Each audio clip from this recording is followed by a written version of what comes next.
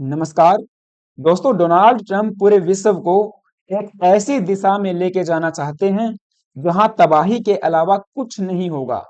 ये वही अमेरिका है जिसने कभी न्यूक्लियर वेपन्स के आर्मामेंट को प्रिवेंट करने के लिए सीटीबीटी और एनपीटी जैसी हिस्टोरिक ट्रीटीज को लीड किया था, जिनकी वजह से वीकन से nuclear sabre rattling appear to be averted to some extent. लेकिन अब उस कोल्ड वॉर एरा के दौरान की extensive nuclear weapons testing Trump फिर से शुरू करना चाहते हैं। ट्रंप ने अपने डिपार्टमेंट ऑफ वार को इंस्ट्रक्ट किया है कि इमीडिएट बेसिस पे न्यूक्लियर वेपन्स की टेस्टिंग शुरू कर दी जाए, जिससे ट्रंप एक प्री पार्टी स्थापित करके न्यूक्लियर वेपन्स का आर्मामेंट न्यू नॉर्मल करना चाहते हैं। सो आगे चलकर ईरान, इराक, रसिया, चाइना, नॉर्थ कोरिया और पाकिस्तान जैसा आतंकवादी स्टेट ये कहेगा कि जब हमारा आका न्यूक्लियर वेपन्स की टेस्टिंग कर रहा है तो हम भी करेंगे। तो ट्रंप इस डिसीजन से पूरे विश्व को एक डिवेस्टेटिंग इवेंट की तरफ धकेल रहे हैं। एंड यहाँ पे न्यूज आप देख पाओगे, इंटायर वर्ल्ड मीडिया एक्सटेंसिवली इस न्यूज को कवर कर रहा है। The Washington post: Trump directed pentagon to test nuclear weapons for first time since 1992. Trump tells Pentagon to immediately resume testing US nuclear weapons. तो क्या 30 सालों के बाद ये सेकेंड कोल्ड वॉर शुरू होने जा रहा है? क्योंकि ट्रंप ने इसका अनाउंसमेंट ट्रूथ सोशल पे किया। ऑब्वियस सी बात है, ये ट्रंप का खुद का सोशल मीडिया प्लेटफॉर्म है जहां पे इनकी आइडियोलॉजी के लोग भरे पड़े हैं। और ट्रंप को इस बात का भी फायदा मिल जाता है कि वे दुनिया की सबसे पावरफुल कंट्री के प्रेसिडेंट हैं। जो भी इनके मुंह से निकलेगा वो मीडिया की हेडलाइन बन जाएगा, चाहे फिर वो झूठ ही क्यों ना हो, वो कितना ही बकवास क्यों ना हो। ट्रंप का यहाँ पे कहना है कि यूएस के पास में दुनिया में सबसे अधिक न्यूक्लियर वेपन्स हैं, और ये इसीलिए अकम्प्लिश हो पाया क्योंकि ट्रंप की फर्स्ट प्रेसिडेंसी के दौरान इन्होंने यूएस के जो एग्जिस्टिंग न्यूक्लियर वेपन्स हैं उनके रेनोवेशन का काम किया था। And because of the tremendous destruction power I hated to do it. इनको पता है कि न्यूक्लियर वेपन्स में डिस्ट्रक्टिव पावर है ट्रेमेंडस, और ये इनसे नफरत भी करते हैं, लेकिन इनके पास कोई चॉइस नहीं है। क्यों? क्योंकि रसिया एंड चाइना जो कि एक मेजर राइवल है यूएस के, ये लगातार न्यूक्लियर वेपन्स की टेस्टिंग कर रहे हैं। इसीलिए ट्रंप के हिसाब से यूएस को भी रसिया एंड चाइना के इक्विवेलेंट न्यूक्लियर वेपन्स की टेस्टिंग शुरू करनी होगी। और इन्होंने डिपार्टमेंट ऑफ वार को इंस्ट्रक्ट कर दिया है कि वे इमीडिएट बेसिस पे न्यूक्लियर वेपन्स की टेस्टिंग शुरू कर दे ऑन इक्वल बेसिस। जितना रसिया एंड चाइना कर रहे हैं वैसे ही यूएस भी अब करेगा। That process will begin immediately. Thank you for your attention to this matter, जो कि इनका लास्ट वर्ड हमेशा होता ही है। कैप्स लॉक में प्रेसिडेंट डोनाल्ड जे ट्रंप। अब यहाँ पे ट्रंप के इस झूठ का पर्दाफाश न केवल इंटरनेशनल इंस्टीट्यूशंस एंड ऑर्गेनाइजेशंस की रिपोर्ट कर रही हैं, बल्कि अमेरिकन एक्सपर्ट्स एंड स्पेशलिस्ट भी कर रहे हैं। यहाँ पे आप देख पाओगे, ये वेबसाइट है आर्म्स कंट्रोल एसोसिएशन की। यहाँ पे इन्होंने बताया है कि पूरे विश्व में 1947 से 2017 तक कितने न्यूक्लियर टेस्ट हुए हैं, एंड इसमें भी कैटेगरी बनाई गई है, एटमॉस्फेरिक कितने हुए हैं एंड अंडरग्राउंड कितने हुए हैं। टोटल अब तक 2056 के आसपास न्यूक्लियर टेस्ट पूरे विश्व में हो चुके हैं, जिनमें सबसे अधिक यूएस के द्वारा कंडक्ट किए गए हैं 1030, यूएसएसआर या रसिया के द्वारा 715, यूके के द्वारा 45, France 210, China 45, India 3 test India अब तक कर चुका है जो अंडरग्राउंड थे। पाकिस्तान ऑब्वियस सी बात है 2 टेस्ट कर चुका है। नॉर्थ कोरिया अब तक 6 टेस्ट कर चुका है। एंड ये टेस्ट करने के बाद इन देशों ने न्यूक्लियर वेपन्स बनाए, जिनमें सबसे अधिक यूएस के पास नहीं रसिया के पास में है। CIAN की रिपोर्ट के अनुसार अब तक पूरी दुनिया में रसिया के पास 5,449 न्यूक्लियर वेपन्स हैं। यूएस के पास 5,277 77 वेपन्स हैं, यानी कि रसिया से स्लाइटली कम ही हैं। चाइना के पास 600, फ्रांस 290, यूके 225, इंडिया के पास 180 के आसपास, पाकिस्तान के पास 170, Israel 90, north Korea 50 and US के जो अलाइज नेशन है जैसे इटली, तुर्की, बेल्जियम, जर्मनी, नीदरलैंड, इनके पास में भी यूएस के ही वेपन्स रखे हुए हैं। ऐसे ही बेलारूस के पास रशियन वेपन्स हैं जो कि रसिया ने डिप्लॉय करके रखे हैं यूक्रेन में जो भी करना है उसके लिए। सो ट्रम्प का एक झूठ यहाँ पे एक्सपोज होता है कि यूएस के पास सबसे अधिक न्यूक्लियर वेपन्स हैं। नहीं, रसिया यहाँ पे है, सेकंड पे यूएस आता है। दूसरा, जो कह रहे हैं कि रसिया एंड चाइना लगातार न्यूक्लियर वेपन्स की टेस्टिंग कर रहे हैं, वो भी यहाँ पे एक्सपोज होता है क्योंकि अभी हाल घड़ी में वाशिंगटन पोस्ट ने भी एक रिपोर्ट पेश की है जिसमें उन्होंने बताया है कि 1990s के बाद से किसी भी देश ने न्यूक्लियर वेपन्स की टेस्टिंग नहीं की है, केवल नॉर्थ कोरिया को छोड़ के। नॉर्थ कोरिया ने लास्ट टाइम 2017 में न्यूक्लियर वेपन्स की अंडरग्राउंड टेस्टिंग की थी। उसके बाद से किसी भी देश ने फिजिकली न्यूक्लियर वेपन्स की टेस्टिंग नहीं की है, केवल स्टिमुलेशन में ही काम चल रहा है, सॉरी, सिमुलेशन में ही काम चल रहा है। एसीए की ही वेबसाइट को यदि रेफरेंस के तौर पे हम लें तो आप देख पाओगे यूनाइटेड स्टेट्स ने फर्स्ट टेस्ट किया था 1945 में एंड उसके बाद 1992 में इनका लास्ट टेस्ट था 23 सितंबर को एंड उसके बाद 1996 में 24 सितंबर को यूएस के द्वारा सीटीबीटी साइन कर लिया जाता है। CTBT means comprehensive nuclear test ban treaty, जो कि यूएस, रसिया एंड कुछ अन्य देशों के द्वारा लीड एक ट्रीटी है जो कि हिस्टोरिक ट्रीटी मानी जाती है। इसके बाद से न्यूक्लियर वेपन्स की टेस्टिंग में काफी गिरावट जो है देखने को मिली है। जिन जिन देशों ने इसको साइन किया है एंड कुछ देश ऐसे भी हैं जिन्होंने रेटिफाई नहीं किया, उस पे हम आगे बात करेंगे। सेकंड, रसिया की बात करें तो रसिया ने पहला टेस्ट 1949 में किया था, लास्ट टेस्ट 1990 में किया 24 अक्टूबर को एंड इन्होंने फिर सीटीबीटी को जो है साइन किया था 2000 के आसपास या कहीं 2000 में ही। फिर यूके की बात करें तो यूके का पहला टेस्ट 1952 में था एंड इसके बाद 1991 में लास्ट टेस्ट था एंड सीटीबीटी को इन्होंने साइन किया 1996 में। फ्रांस की भी ऐसी कहानी है। और चाइना चाइना ने 1964 में पहला टेस्ट किया, 1996 में लास्ट टेस्ट किया, सीटीबीटी को साइन किया 1996 में।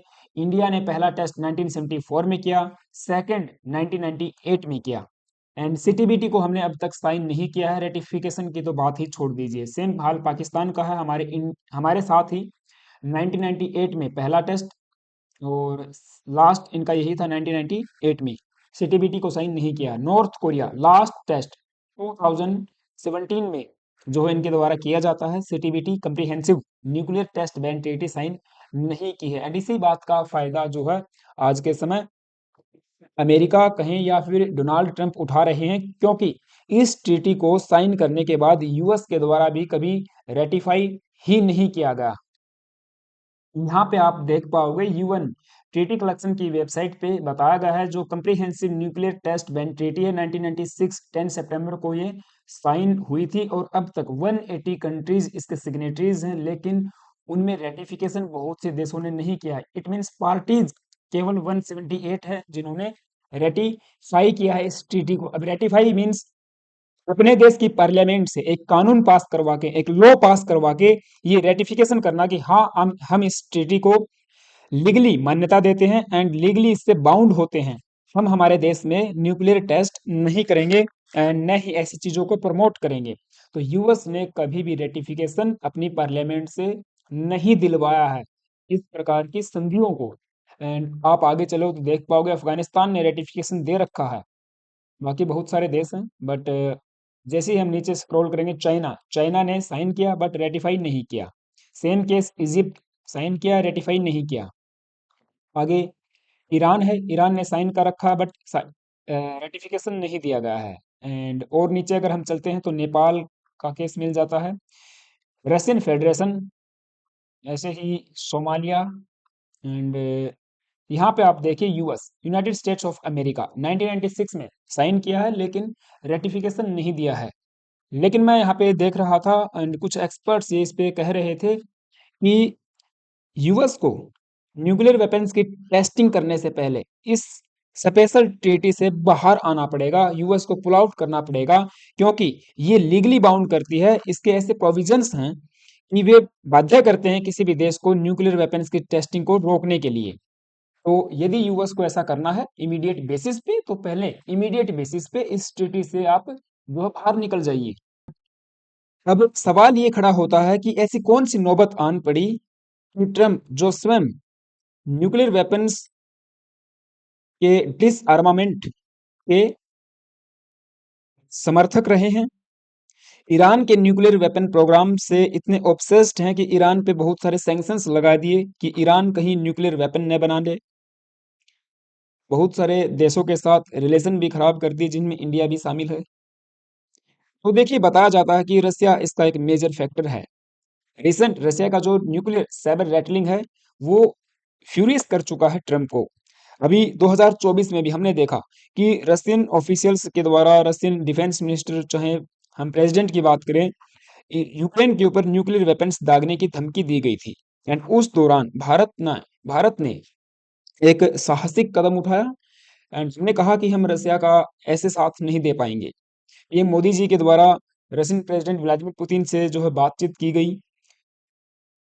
उसके बाद रसिया ने न्यूक्लियर थ्रेट को कम किया एंड ये पर्टिकुलर न्यूज है, आप देखिए Economic Times 12 May 2024, Modi's role in averting Russia's nuclear threat to Ukraine held by US congressman in light of a recent report that credits outreach by Prime Minister Narendra Modi among other global leaders, जिसमें Chinese premiere सी Jinping भी शामिल हैं।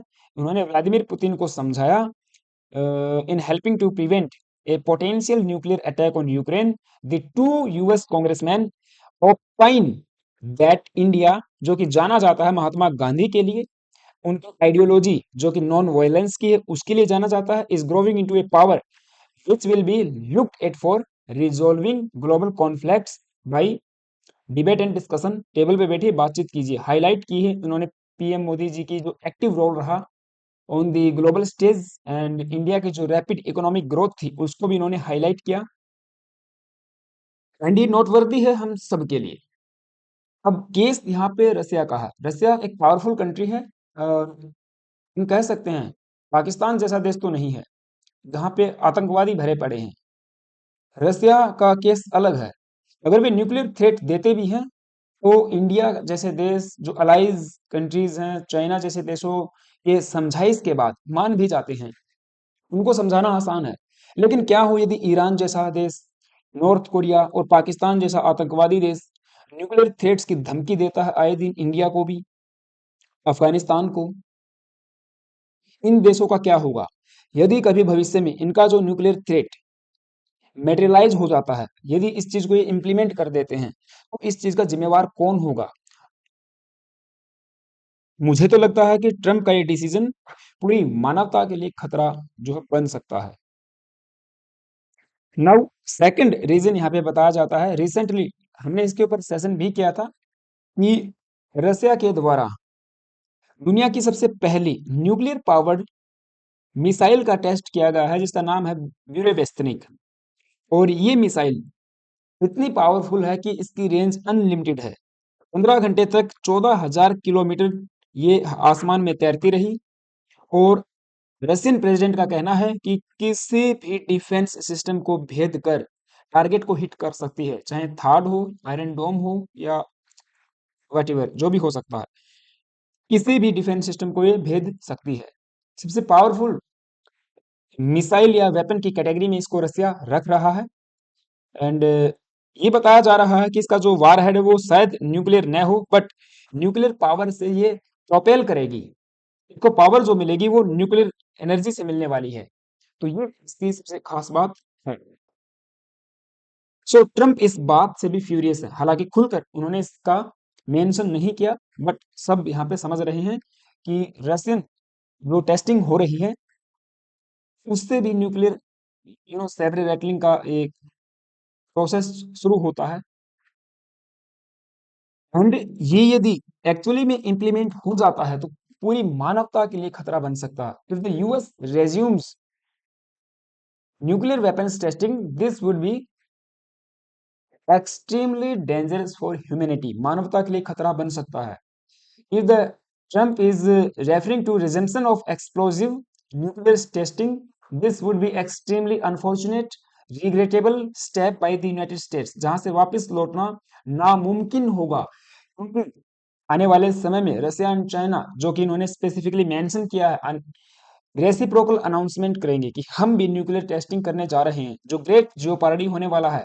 It would also create profound risk of radioactive fall out globally, जो potential leakage होगा ground में, ground water में, वो भी एक बड़ा खतरा है। पहले से ही आप देखोगे पूरे विश्व भर में पीने के पानी की कमी है, पोर्टेबल वाटर की स्कैर्सिटी है, तो ये और भी ज्यादा उसको डिवेस्टेटिंग करने वाला है। एंड जो comprehensive nuclear test ban treaty है, वो साइन की है 187 स्टेट्स ने। वो फिलहाल के लिए बताया जाता है कि रोक रही है यूएस को। यूएस ने इसको साइन किया, डेकेड्स पहले इसको साइन किया था, but has yet to be ratify it. Nonetheless फिर भी it is actually legally bound not to violate the spirit and purpose of the treaty while it is a signatory। बाहर आना पड़ेगा यूएस को उसके लिए। हो सकता है पार्लियामेंट से बिल पास करवाना पड़े, या फिर ट्रम्प इतने ही इंथुजियास्ट होंगे तो एक एग्जीक्यूटिव ऑर्डर भी पास कर सकते हैं, वो जो कि वो लगातार कर रहे हैं। टॉम निकोलस, जो कि यूएस के एक राइटर हैं एंड स्पेशलिस्ट हैं, यूएस नेवल कमांड कॉलेज में प्रोफेसर रह चुके हैं, तो मुझे लगता है कि ट्रम्प से ज़्यादा ही नॉलेज इनको होगी, एंड एक लर्न्ड स्कॉलर ये हैं ट्रम्प से ज़्यादा। इनकी बात पे हम विश्वास कर सकते हैं एंड तवज्जो भी दे सकते हैं then Trump. Nothing is here is nothing is here sorry nothing in here is correct. Russia's stockpile is larger than ours, जो कि हमने अभी भी देखा। Trump did not create a large stockpile by updating in his first term, ऐसा कुछ भी इन्होंने नहीं किया। No nation except North Korea has tested nuclear weapon since the 1990s। अब क्या होगा ये भगवान जाने, आने वाले समय में। आपका क्या ओपिनियन है मुझे कमेंट बॉक्स में जरूर बताना। कुछ लोग कह रहे हैं कि इंडिया के लिए अपॉर्चुनिटी है, हम न्यूक्लियर वेपन्स की टेस्टिंग कर लेंगे, तो लेकिन जाएंगे कहाँ, हमारे पास हैं, ओबीसी हैं, पाकिस्तान से निपटने के लिए तो है ही। अपने विचार कमेंट बॉक्स में जरूर रखना। चैनल पे जो है नए आए हो तो गाइज एक सब्सक्राइब करना, वीडियो अच्छी लगी तो लाइक कर सकते हो। Thank you, have a nice day.